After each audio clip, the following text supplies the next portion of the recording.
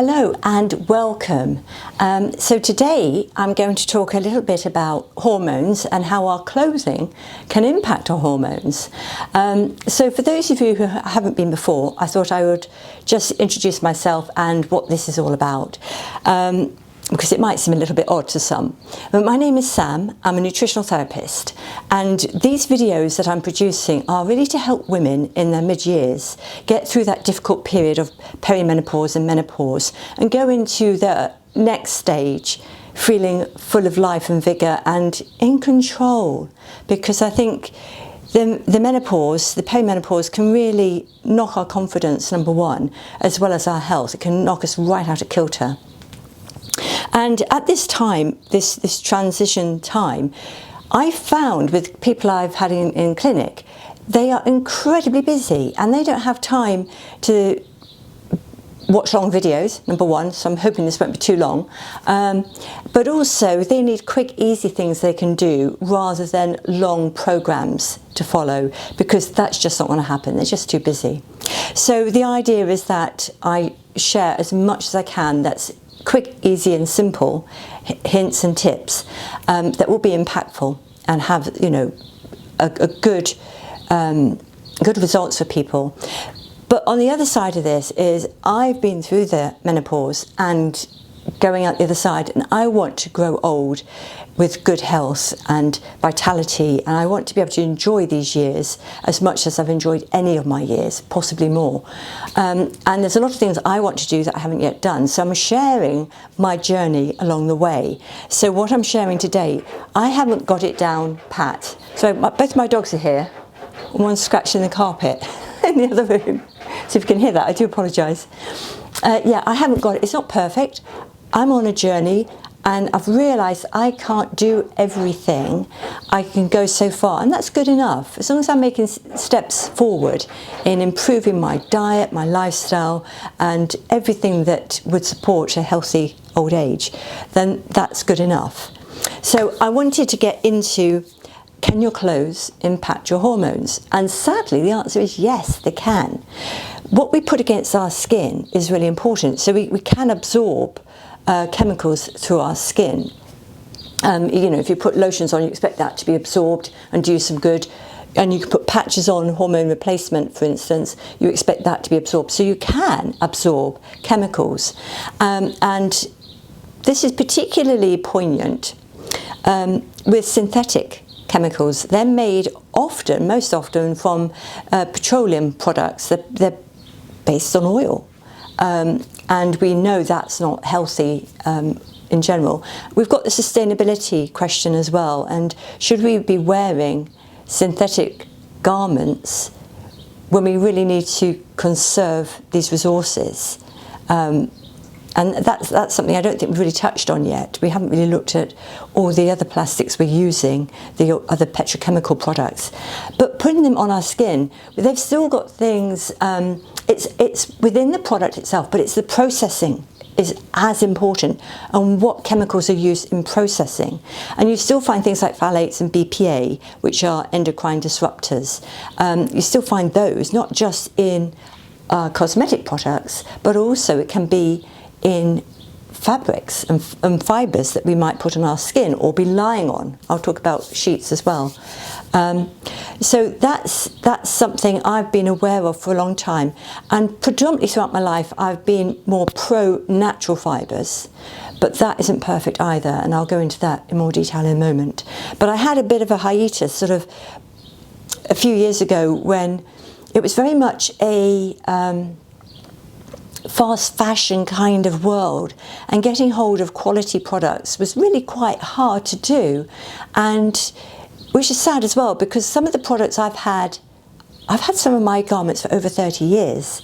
They've been I'm not flush with finance and money to spend on clothes, and I've always been very, very careful with that, very meagre on that front. But I like to buy as good quality as I can and look after it and see it throughout my life. And in fact, I've got my first cashmere jumper I ever had was given to me as a gift. Cashmere wasn't readily available way back. was given to me as a gift. I've had it over 30 years.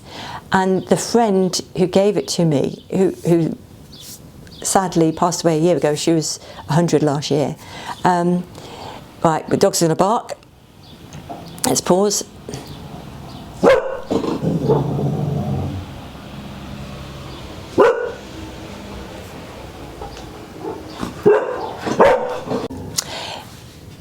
So I'm filming at the front of the house today because I thought the light was better, but we're up a track, but a van's just gone past and the dogs go berserk, so we'll have a bit of that going on, I'm afraid. But yeah, so I was saying about a friend gave me a cashmere jumper that she had probably 20 years. So admittedly, I have managed to shrink it a little bit because I have worn this garment, and it's a different quality cashmere to the cashmere that I found on the market nowadays.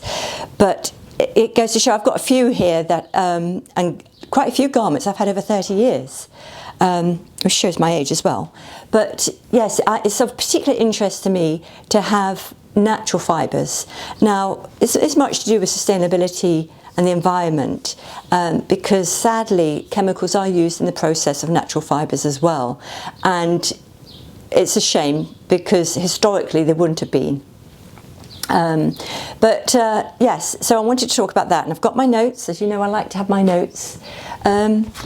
So yes, particularly look out for things like flame retardants. Now, sadly, these are on a lot of children's clothes. So chemicals, I've mentioned a couple that are hormone disruptive, but other things to look out for are flame retardants and water repellent coatings, because these can be absorbed through the skin. And also I am concerned the amount of flame retardants used on bedclothes, you know, pyjamas, particularly in children's bedwear. It does worry me somewhat. So the reason we use these synthetics, they're cheap and easy to make, number one, and it includes things like polyester, nylon, acrylic, spandex. There's quite a few new ones. Some of the newer, sorry, we've got building work next door as well. Lots to contend with today.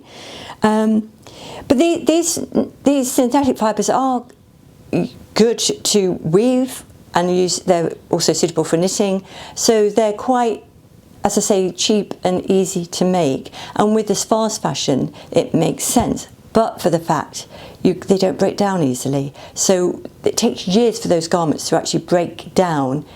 They're not biodegradable like natural fibres would be. And I think that's an issue we need to be thinking about. If we're looking after the environment and our planet, we must look at our clothing. The other thing about these synthetic fibres, particularly when you're going through the perimenopause and postmenopause, is that they don't breathe well. So they don't help your body adjust its temperature, and you can overheat in it. You can get skin irritation. It can exacerbate eczema. And for those who might suffer from, say, UTI as a thrush, then you really want to have some temperature control in those personal areas. And if at all possible, you really want to, don't wear any sort of lower garments in bed. You just want to be able to get some air to that area. Try not to be too indelicate. So what else do I need to tell you? Oh yes, allergies can occur as well. But that is true of natural fibres as well. So it's whatever's personal to you on that front. But you can get, because again the heat control, you can get fungal infections if there's no air getting through to your body. So it's chemicals. And when I was doing, in fact, I haven't told you this, my degree I did way back. I did a degree in textile and knitwear technology, and we looked at chemicals that were used in producing fibres, and it wasn't such a big issue in those days. We didn't know as much on the health front as we do now. I was aware of some natural dyes being as toxic as man-made dyes, and dyes can be an issue. So that may be something that you need to consider when choosing something. And I think for me, I like to go for a basic wardrobe and then add in a colour, and I'll show you what I have here. So we've talked about hormone dysfunction with these, some of these chemicals that are used. They, as I say, they leach into the skin. And yes, most of them you may find a lot of these will be in sportswear, and this trend of going to the gym and then wearing sportswear all day, leggings and sort of nylon polyester tops, not necessarily a good idea. I would say put on, at this time of year, put on a pair of linen trousers and let the airflow, allow yourself to have, they're nice and easy to wear. I know they crease, but that's part of the beauty of linen, I feel. But try and avoid wearing leggings all day, particularly if you get hot sweats. Then we've got the issue of when you wash these synthetic products, some of the microplastics on these products get into the water system, and it's been found when research has been done, microplastics have been found all over the human body, in the brain, in the lungs, in the stomach you might expect, but in the testes, in ovaries, in every part of human tissue. And then it's not easy to detox that, to get rid of it. There's some science showing that there's some possibility, but we need to avoid taking on board unnecessary toxins, particularly going through these hormonal years when things are up and down anyway. We don't want to exacerbate it any more than we need to. And when we become a little bit toxic with these, not only do we get these skin irritations, we can feel fatigue, we can get mood swings. So these can contribute to those feelings that we may have. So as I say, I prefer natural fibres, and I've got a few items here to show you. I've been renewing my wardrobe over the last 2 to 3 years. I'd let a lot of things sort of wear out and go because I'd got some of these man-made fibres, and I don't wear them so well. Anyway, I'm going to show you one thing first. Now this jumper, it's cotton. The colour parts, let's bring it in closer so you can see. Oh, the light's not good, there you go. So I did a relief effect. So this is one of my garments. I took apart another garment, and well, two garments actually, to release the colours. Let's show you the base of the jumper as well. And I used a tapestry as inspiration and made this jumper, which I wear and have worn. I think I made it before I met my husband, so it's over 30 years old. So I reused yarn that I already had, and it's worn really well. So that's, and I maybe it's not been in fashion, but you know.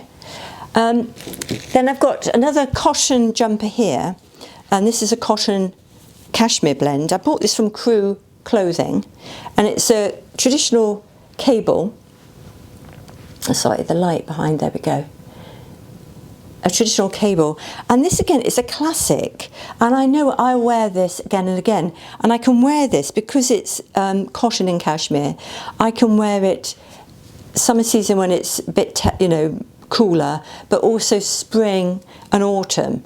Probably not winter, but for me that was a good purchase, and neutral colour, it will go with so many different things. And Crew Clothing doesn't break the bank. Now, one of my favourites when it comes to woolens is a company called Woolovers, and I've been getting some of their classic knits over the last few years, so a couple a year basically, probably roundabout.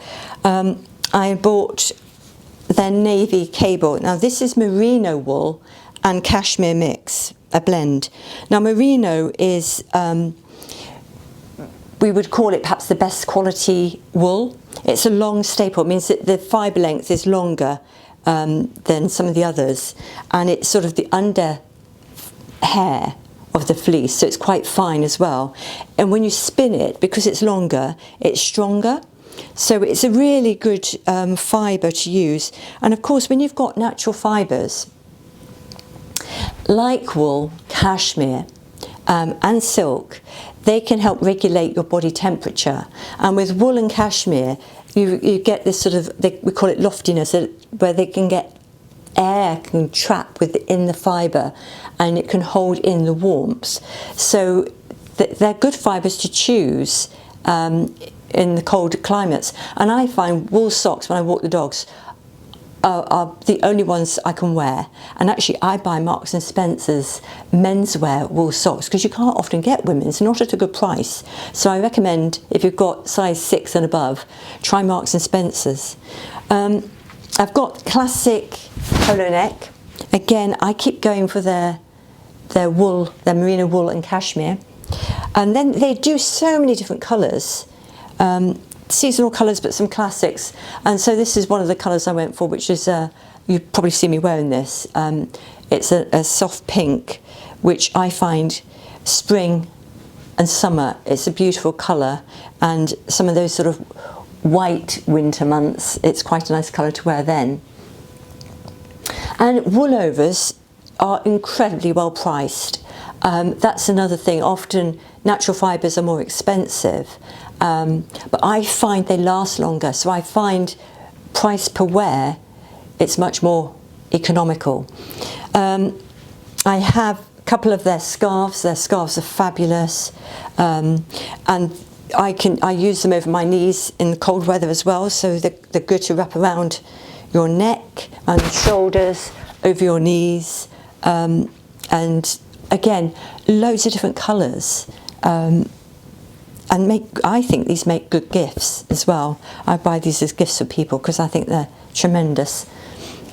And then when it comes to shirts, I like cotton. Is one of my favourites.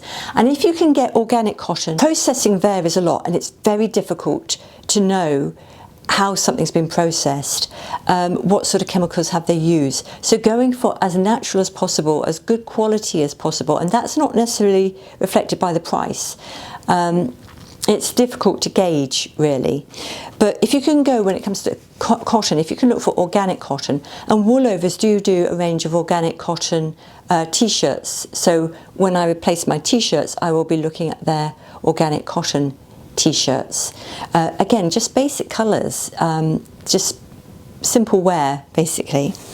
And then shirt-wise, I didn't wear shirts for quite some time. I used to wear them when I was in an office a lot, but I rather like the cotton shirt. And these aren't organic, but I've bought some from Beaufort and Blake, and I bought their linen as well, which is a lovely and cool in the summer. So I went for a really bright colour in that, and a pale pink in this one, and I've got pale blue and what have you. And I find these really versatile for all sorts of events. But I feel quite smart, but I feel cool. These are quite nice thickness shirt as well, so I feel warm in the winter. So this under a jumper, and I feel fine. I do have little cashmere blend undergarments for the winter. Now with linen, I started to look into linen fairly recently. Now my understanding was linen was pretty much organically produced, even though it's not labelled organic. But it turns out it's not quite like it was way back when. Linen can be produced without chemical, and historically it was, like many things. But there's a process called retting. Now retting, normally you'd actually leave the flax from which we get linen in water to soak, and it's a very long process actually. It's quite time consuming, but they now use chemicals for that, and it's to help break the fibres apart, to separate them, and they thrash them to get them apart as well. So now chemical is used in retting, which is a shame. You can get organic linen, and it's going to have far less chemicals used in its processing and production. And apparently sometimes they use, I believe, pesticides in the growing of linen now, into the flax, which again wasn't the case. So natural fibres are not a perfect replacement for synthetic. I think they're better on so many levels, particularly from body temperature, if you're hormonal, sustainability, longevity, and for the planet in general. Let's see, what have I got here? Yes, and cotton. A lot of cotton is genetically modified as well, and that worries me a great deal. We don't know the impact of genetically modified food, or how it might impact us from a garment perspective. Food would be more of a concern. So that's something that concerns me. Yes, with linen, avoid stain resistant or wrinkle free, because this will be some sort of chemical compound to resist stains and wrinkles. So try and avoid that.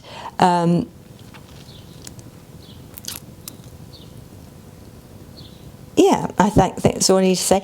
And then the other fibre I like is silk. I've also, actually, let's go back to linen. Linen, I also have this shirt I bought. Where did I buy this? I thought it was Marks and Spencer's. No, I think this was Debenhams years ago. So it was an oversized shirt then, and gosh, I don't know how many years I've had this. I've worn it and worn it every year. It launders quite nicely. It does have a little bit of a grey patch on one of the collar bits, which I'm never quite sure what that was, but it's worn so well. And it must be over 20 years old. But yes, you can get, Marks and Spencer's is good for linen and cashmere.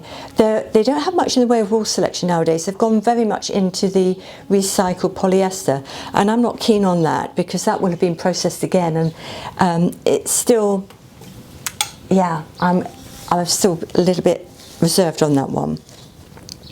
When it comes to silk, I don't have a lot of silk. I have this lovely silk blouse from Lily Silk, and this is fabulous if you want to put something on. It feels good, keeps you warm, keeps you cool depending on the weather, and I found this very good. This launders nicely as well. Now silk, there is an issue with silk, particularly if you're vegan. Predominantly the silkworm is killed in the process of getting the silk from the cocoon. So silk comes from the cocoon of a silk moth basically, and usually the moth itself would eat its way out of the cocoon, and therefore it breaks the fibres, and they really in this process they're looking for a continuous filament of fibre, silk filament, and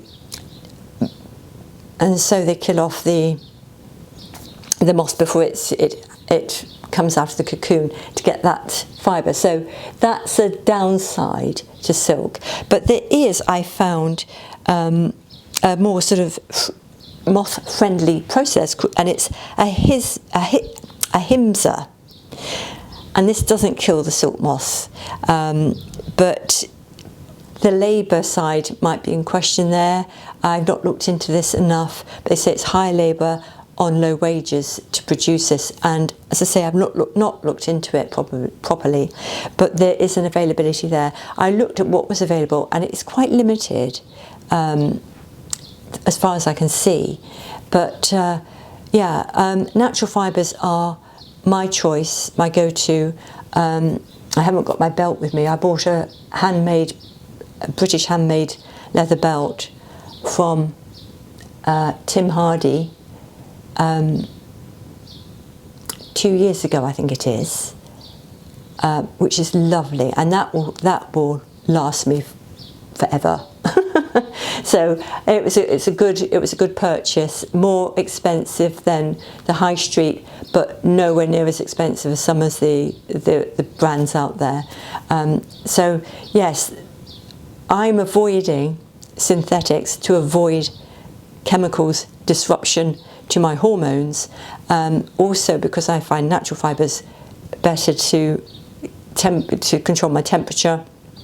I don't suffer too much with that, but I know the difference between a synthetic fibre and a natural one in a garment. When it comes to bedding, I now look for organic cotton sheets, because we're lying on them for such a long time. That's quite an important thing to look for. And what I found is, again, British market, sorry guys, it's just the British market I know, Dunelm do a wide range of colours in organic cotton, and it's very reasonably priced indeed. I don't know how they do it. I'm not sure how they do that, but yes, and which is great if you're able to get at least the sheet you're lying on to be organic, then I think that's a good step forward. And if you get a couple of pillowcases as well, you'll be doing well. So that's what I wanted to share today. I'm still on this journey of investigating. When things wear out, I'm looking for what's the best option as a replacement. So underwear wise, I will look at some silk bras that I've seen at Lily Silk. I tend to go for cotton when I can, but of course you do get synthetic fibres in undergarments, and we do need that bit of elasticity to keep them up. I remember the days of sewing elastic in and tying knots in it. But yes, so I'm still on this journey myself, but I just wanted to bring an awareness to you and say there are very good high street brands. Woolovers is a great price point. Marks and Spencer's, you can still get some good things. I know you can get some lovely linen from H&M. You can get some on Amazon. I haven't tried that. Dunelm do some organic cotton bedding, and there's more organic cotton out there on quite a few companies now, so it's worth having a look at when you need to replace something. And that's what I suggest. Go for your basics and classics in a good quality as best you can, and then add in a fashion item that you like, and you know it's not going to be so often, and you won't put it in your wardrobe so often. So yeah, I hope you've enjoyed today, and I hope to see you again soon. Please share this with somebody who may benefit. I'd love to know your comments on this and other ideas, because I'm on this journey too, so I'm interested on a personal level, and I know that those people who watch these videos would be interested as well. So if you'd like to share what you do in the way of garments that are sustainable and healthy, etc., I would so love to know what you buy, where you get it from, how you find it. And please subscribe and like if you wish to. And I hope to see you soon. Thank you very much.